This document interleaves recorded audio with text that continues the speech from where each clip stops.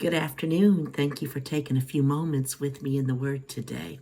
A little over a week ago, I was in intercession, and the Lord shared a nugget with me regarding a victim mentality.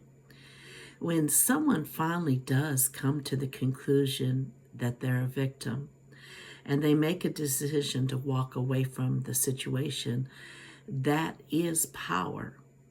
And to go on and forgive the one who victimized them is also power. But when they don't move past that part, what part? The part that where they realize they've been a victim, and they don't move past that part. They don't realize they now carry a victim mentality and now perceive other non-threatening situations as potentially abusive, and they're still a victim.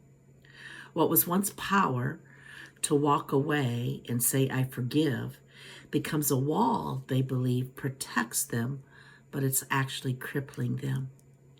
Yes, the word tells us to love our enemies, but if there's always an enemy that we have to forgive, we may have a victim filter in our perception. And a pastor, this becomes a theme in their message, intercession, and conversations.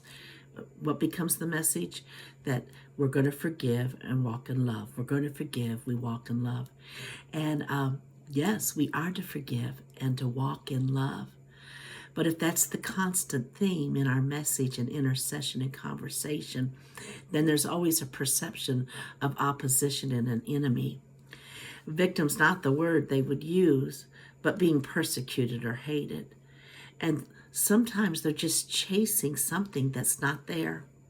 And unfortunately, when it's in leadership, that can develop a victim mentality in those that are following them. Let me say that again.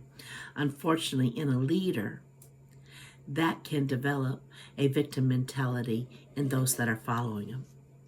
What stood out the most to me in what the Lord was showing me is when someone stands up, walks away from a real abusive situation, and forgives the abuser, and they realize the power in doing so, they now feel declaring, I'm being hated and persecuted, but I will still love and forgive, is a power to shield from anything and anyone that happens to disagree with them on something. When indeed, they're not being hated or victimized, just not always being agreed with.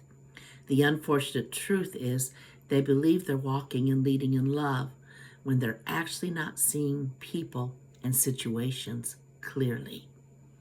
I love you, and I look forward to being with you the next time.